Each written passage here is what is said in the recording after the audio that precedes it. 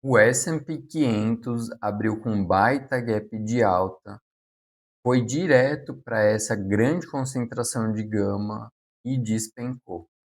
Entender o que são essas concentrações de gama e a importância delas, segue o vídeo. Pessoal, antes de partir para análise, estou no TC. Para quem não sabe, eu sou um colaborador lá da plataforma. E ontem eu fiz um post de um trade que eu fiz em CoreWeave, tá? Ticker CRWV.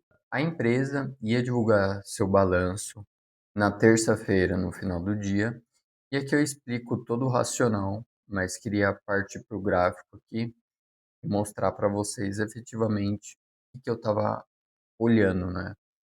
Bom, eu só abri essa operação por um motivo. A empresa acabou de fazer IPO faz alguns meses, talvez 3, 4 meses.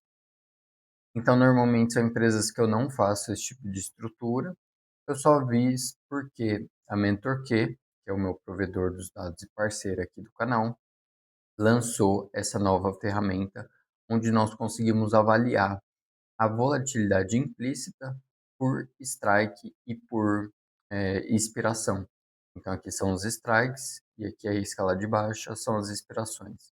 Quanto mais roxinho aqui, como vocês podem ver, menor a volatilidade implícita. Quanto mais vermelho, maior a volatilidade implícita. O que isso quer dizer? Quer dizer que as opções estão mais caras. Quanto mais vermelho, mais caro elas estão. Então, como vocês podem ver aqui, estava bem próximo do dinheiro. Na terça-feira, quando eu abri a operação, o ativo estava por volta dos US$ 140 por aqui, né? Então, normalmente nós vemos essa volatilidade implícita vermelha dessa forma em longo prazo e em strikes distantes do spot. Não é tão comum a gente ver uma discrepância tão grande entre uma expiração tão próxima, que no caso aqui era de 6 dias, e uma expiração mais longa, né? Normalmente, quando os investidores estão realmente preocupados ou acreditando que o ativo vai cair, nós vamos ver vermelho aqui, vermelho aqui, vermelho aqui. Então, vendo isso, eu encontrei uma baita oportunidade para abrir uma estrutura nesse ativo. Então, eu queria vender essa volatilidade, né? Então, eu vendi os US$ 145.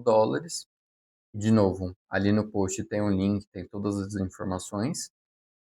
E eu comprei uma expiração mais longa. Se não me engano, eu comprei entre essas duas expirações, que o IV já estava bem mais abaixo.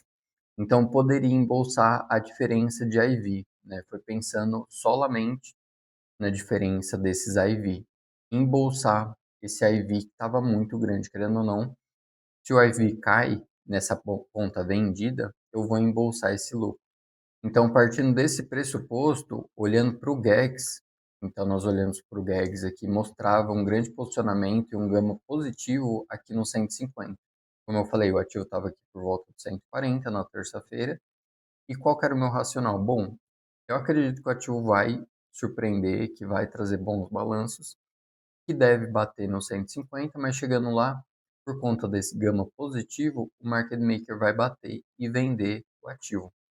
Vou entrar agora no gráfico do ativo para vocês verem a movimentação e o resultado que realmente aconteceu. Agora eu estou na plataforma do TradingView, no CoreWeave, gráfico de 5 minutos, e aqui a gente vê que o ativo estava aqui por volta dos US$ 148, já no final de terça-feira, e logo em seguida eles reportaram balanço, receita surpreendeu positivamente, lucro por ação caiu, tá?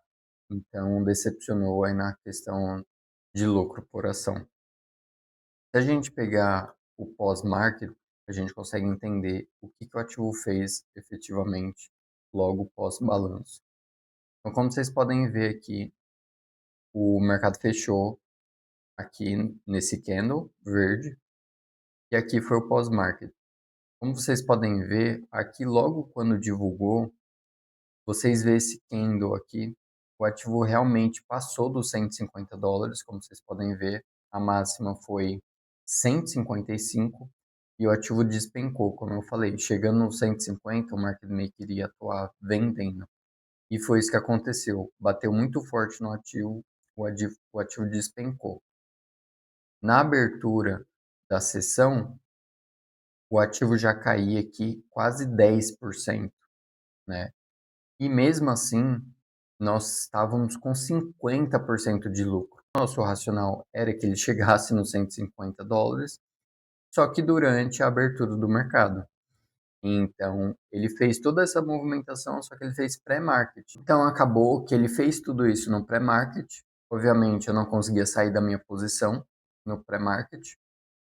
E na abertura do mercado, o ativo já estava caindo 10%, era contra o direcional, querendo ou não, era uma estrutura direcional também, mas por conta daquele IV muito gordo, desproporcional, eu ainda assim eu saí em vários momentos do dia, eu saí com alguns contratos aqui na abertura, e depois eu saí com minhas últimas estruturas por volta aqui das 11h30, se não me engano. Então, no final das contas, eu ainda tive quase 30% de lucro, somando a média, né, dos lucros ali. Então, por conta desse IV crush que a gente fala, que normalmente acontece, mas não dessa magnitude que a gente viu nesse ativo em específico. Então, nós conseguimos surfar muito bem esse trade, e são coisas que você só consegue ver pelo fluxo das opções e oportunidades que você só tem se você opera opções. É um baita de uma oportunidade, mesmo ativo indo contra, entre aspas, o nosso direcional. É o que acontece às vezes com muitas pessoas que compram call antes do balanço, acreditando que o ativo vai subir, só que por conta que o IV já está precificado uma certa magnitude do movimento, se não passa dessa magnitude, você vai ter prejuízo na sua call por conta desse IV crush que a gente fala. Olhando para o QQQ, o ativo abriu com um baita gap de alta no dia de ontem, consolidou aqui por volta dessa gamma wall, nos US$ 183, e depois despencou, devolveu tudo sua alta, fechou o gap, foi direto para o put support aqui nos 579 e acabou consolidando por volta desse preço. A Nvidia abriu aqui próximo do 0 a 0. No primeiro momento respeitou o GEX1, mas perdeu e foi direto para o ponto de equilíbrio aqui do gama, que era uma grande concentração de gama aqui nos US$ 180. Bateu uma vez, bateu duas vezes momentaneamente, até passou, mas voltou forte e acabou consolidando entre esse ponto de equilíbrio e o GEX5. Para finalizar o vídeo de hoje, então, estou na plataforma do MentorQ, que é o meu provedor dos dados do Gama, entre outras ferramentas, como eu mostrei a ferramenta de Vol Surface, que a gente chama. Eu vou dar uma olhada aqui no SPX para entender o que o ativo pode fazer nos próximos dias a partir dos dados que a plataforma me dá. Começando pelas pontuações, sazonalidade continua no neutro, momentum aumentou, estava em 4, agora está em 5, está no máximo, volatilidade está no mínimo, ainda está bem baixa, e a pontuação das opções continua alta. Quer dizer que os compradores ainda estão convictos na continuação de alta do ativo. E o condicionamento do gama continua positivo. Então, por parte do market maker, ele vai trazer estabilização do preço. Se o ativo sobe muito, encosta uma concentração grande de gama, ele vende, e o oposto é verdadeiro. Se o ativo cai e encosta uma grande concentração de gama, ele vai comprar, suportando o preço do ativo.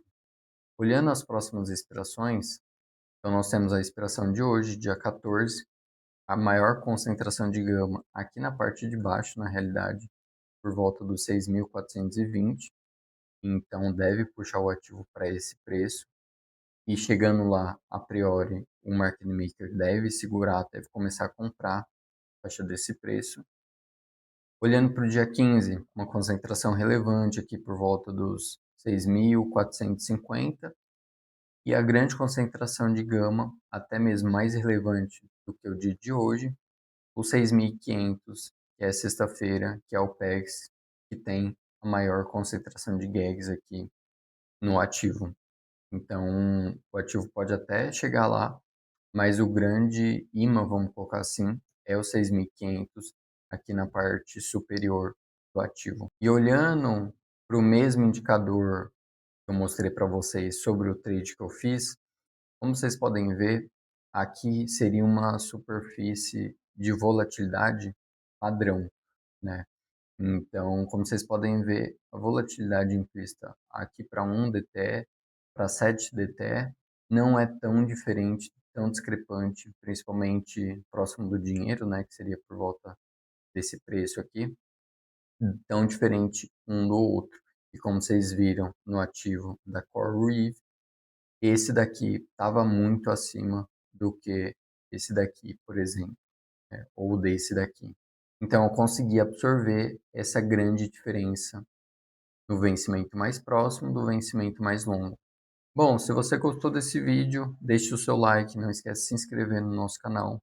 Eu trago essa análise de segunda a sexta. E se você quer que eu traga algum ativo em específico no próximo vídeo, dê uma olhada aqui nos dados de algum ativo que você queira, é só deixar nos comentários.